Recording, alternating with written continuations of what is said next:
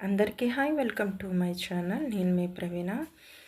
ఈరోజు అయితే 8వ శనివారం వడ్డీ వాసుల వాడికి, ఆ శ్రీనివాసునికి, ఆ నారాయణునికి, ఆ వెంకటేశ్వర స్వామికి, సతీ సమేతస్య శ్రీనివాసం నమో నమః, ఆ గోవింద నారాయణునికి ఈరోజు 8వ శనివారం వడ్డీ రూపాన 8వ శనివారం పూజ కూడా పూర్తయింది. పైగా ఈరోజు విశేషంగా ఈ మే 23న శనివారం నాడు అశ్లేష నక్షత్రం ప్లస్ సప్తమి తిథి కూడా చాలా విశేషంగా పడింది ఈరోజైతే.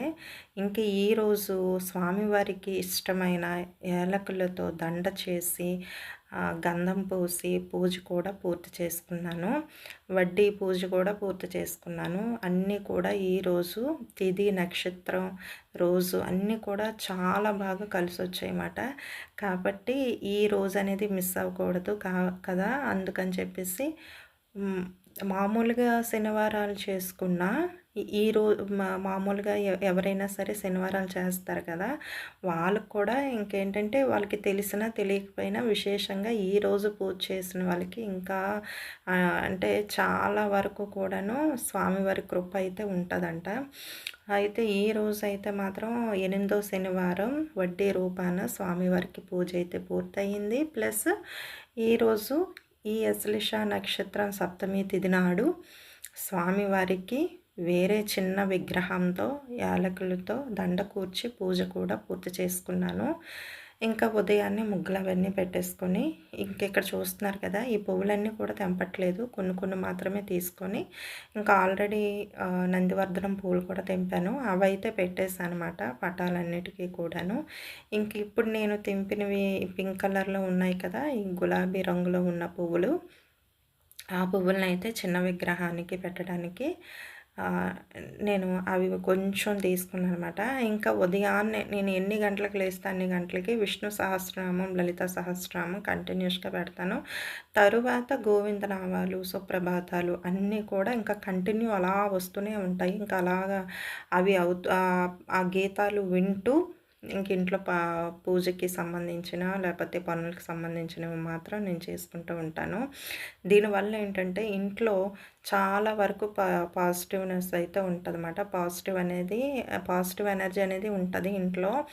ఎవరైనా సరే ఎప్పుడైనా కంగారుగా మన ఇంట్లో వాళ్ళు దండం పెట్టుకోకుండా బయటికి వెళ్ళిపోయినా, లేదు అనుకుంటా హడావిడిగా దీపం పెట్టకుండా మామూలుగా దండం పెట్టుకొని బయటికి వెళ్ళిపోయినా, మనం ఇంట్లో ఉన్న ఆడవాళ్ళకి ఏంటంటే మనకొచ్చిన నామాలు కానీ, మనకొచ్చిన స్తోత్రాలు కానీ మనం కొంచెం గట్టిగా అంటే పూజ రూమ్లో కానీ పూజ చేస్తున్నప్పుడు కొంచెం గట్టిగా మనం శ్లోకాలు చదవడం వల్ల మన ఇంట్లో కుటుంబ సభ్యులకు కూడా ఆ పాజిటివ్ ఎనర్జీ అనేది వర్తిస్తుందన్నమాట. అంటే వాళ్ళ చెవుల్లోకి ఈ మంత్రాలన్నీ కూడా వెళ్ళి చాలా బాగా వాళ్ళకు కూడా కొంచెం రిలీఫ్‌గా అనిపిస్తది.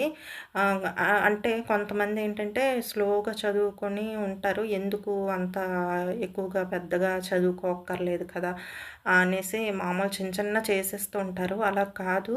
ఎందుకంటే మన ఇంట్లో వాళ్ళు ఏదైనా మా బయటికి వెళ్ళేవాళ్ళు ఎప్పుడైనా సరే కొంచెం టైం కుదరక దండం పెట్టుకోవడం అవ్వలేకపోయినా, లేదంటే దీపం పెట్టుకోవడం అవ్వలేకపోయినా, మనం చేసేది కూడా వాళ్ళ మంచి కోసమే, ఇంటి కోసం, మన కోసం, మన పిల్లల కోసం, ఇంట్లో వాళ్ళందరి కోసం కాబట్టి వాళ్ళకి కూడా వర్తిస్తుందన్నమాట. అందుకని చెప్పేసి ఎప్పుడు కూడా నేను సాధ్యమైనంత వరకు కాలభైరవ అష్టమి కానీ, లేదంటే గోవింద నామాలు కానీ, స్తోత్రాలు కానీ ప్రతీదీ కూడాను నేను కొంచెం వాయిస్ ఎక్కువగా చేసి పూజా మందిరం నుంచే నేను వాయిస్ ఎక్కువగా చేసి నేను పాడుకుంటాను. లేదు అనుకుంటే గనక టీవీలో అయినా సరే ఇంకా కొంచెం సౌండ్ ఎక్కువ పెట్టుకునేలాగా అవుతాయి. ఎందుకంటే ఆ మంత్రాలు, ఆ నామాలు, ఆ స్తోత్రాలు అన్నీ కూడా మనకి ఇల్లంతా కూడాను ఒక మంచి వైబ్ అనేది వస్తుందన్నమాట. పైగా మనశ్శాంతిగా కూడా ఉంటుంది. మనం పూజ చేస్తున్నామంటే అందరి కోసం చేస్తాం కాబట్టి, అందరి మేలు కోసం చేస్తాము కాబట్టి, అందరూ బాగుండాలని చేస్తాం కాబట్టి పూజ కల్మషం లేకుండా నిర్మలంగా చాలా స్పష్టంగా రోజు కూడాను నేనైతే ఎప్పుడు పూజ చేసినా నేను ఏ విధంగా చేస్తాను. ఒకవేళ మన పిల్లలు కూడా ఏ కాలేజీలకో, స్కూలుకో వెళ్ళిపోయే హడావిడిలో ఉన్నారనుకోండి, వాళ్ళు చెప్పలేకపోవచ్చు. స్తోత్రాలు గానీ, నామాలు గానీ చెప్పలేకపోవచ్చు. ఆ రోజు పూజ చేసుకోలేకపోవచ్చు. దండం పెట్టుకోకుండా వెళ్ళిపోవచ్చు. ఇలాంటివన్నీ అవుతాయి. కాబట్టి వాళ్ళకి కూడా మన ఇంట్లో వాళ్ళకి కూడా మనం ఏది చేసినా అందరికీ కలిపి వర్తిస్తది కాబట్టి, అందుకని నేను ఇంట్లో ఏ స్తోత్రాలని ఏవైనా కొంచెం గట్టిగా నేను అది టైం ఎక్కువ తీసుకున్నా పర్వాలేదు అని చెప్పేసి కొద్దిగా గట్టిగానే నేను పూజ పూజా రూమ్‌లో కూర్చొని ఇంకా ఇల్లంతా కూడాను వినిపించేలాగే స్తోత్రాలన్నీ కూడా కొంచెం గట్టిగా చదువుతానమాట. దానివల్ల మిగతా మన ఇంట్లో సభ్యులు కూడాను వాళ్ళు వింటారు కాబట్టి వాళ్ళకి కూడా ఒక పాజిటివ్‌నెస్ అనేది వస్తదనమాట. అందుకనే ఏంటంటే మనకి వీలైనంత వరకు ఈరోజు చాలా చాలా విశేషమైన రోజు కాబట్టి ఈరోజు వీలైనంత వరకు ఆహ్, ఉదయం పూజ చేసుకున్నా, ఈవినింగ్ పూజ చేసుకున్నా సరే మనకేంటంటే స్వామివారిని గోవిందనామాలు చదువుకోవడం, లేదంటే విష్ణు సహస్రనామం చదువుకోవడం చాలా వరకు ఈరోజు చాలా మంచిది. అలా అని ఈరోజు ఒక్కరోజే మంచిది, మిగతా రోజులు మంచివి కావని కాదు. అంటే మామూలుగా అందరూ కూడాను నిత్య దీపారాధన చేసేవాళ్ళు కానీ, లేదు అనుకుంటే గనక ఈరోజు అనుకోకుండా పూజ చేసుకున్న వాళ్ళు ఇప్పుడు ఈ మధ్య కాలంలో 7 శనివారాల పూజ కంటిన్యూ అయిపోయింది. ఇంకేంటి ఆన్‌లైన్ ఏటి, బయటేటి, ఆఫ్‌లైన్ ఏటి అంతా కూడాను ఆహ్, స్వామివారి నామాలు చెప్పుకుంటూ స్వామివారి పూజ అయితే చేసుకుంటున్నారు. అలా చేసుకునే వాళ్ళకి కూడా ఈరోజు చాలా విశిష్టంగా పడింది. కాబట్టి వాళ్ళు కూడా ఏంటంటే గోవిందనామాలు మార్నింగ్, ఈవినింగ్ చదువుకోవడం కూడా చాలా మంచిది. ఇంకా నేనైతే విష్ణు సహస్రనామం, గోవిందనామాలు, సహస్రనామాలన్నీ కూడాను నేనైతే చదివేసుకున్నా మార్నింగ్ ఇప్పుడు ఈ పూజలో. ఈవినింగ్ కూడాను యాజ్ ఇట్ ఈజ్ అలాగే మనం మనకొచ్చిన స్తోత్రాలన్నీ కూడా స్వామివారికి తులసి దళాలతోనో లేదనుకుంటే అక్షింతలతోనో ఇలా చిన్న యాలకుల దండ కూర్చుకొని అయినా మనం ఈరోజు స్వామివారిని పూజించుకుంటే గనక ఆయన కరుణ మన పైన ఎప్పుడు కూడా బావుంటది.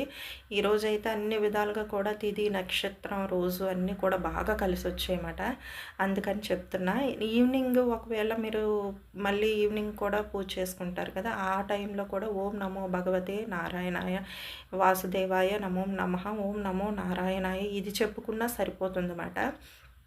ఇంకా నాకు స్వామివారికైతే యాలకుల దండ కూర్చి గంధం, కుంకుమ బొట్లు పెట్టి ఇలా స్వామివారికి ఇంకా నైవేద్యాలంటే ఎప్పుడు ఏ వారం కూడా ఎలా చేస్తానో ప్రతి వారం కూడాను అలాగే పసుపు గణపతిని పెట్టి పసుపు గణపతికి ముందు పూజ చేసి తరువాత స్వామివారికి గోవిందనామాలు, సహస్రనామాలు, స్తోత్రాలు, గానాలు అన్నీ కూడా చెప్పుకుంటూ ప్రసాదాలన్నీ కూడా సమర్పించేసాను. పిండి ప్రమిదలు చేసి నామాలు పెట్టేసి తరువాత పానకం, చలిమిడి, వడపప్పు, అరటిపళ్ళు, కొబ్బరికాయ ఇలా అన్నీ కూడా సమర్పించేసానమాట.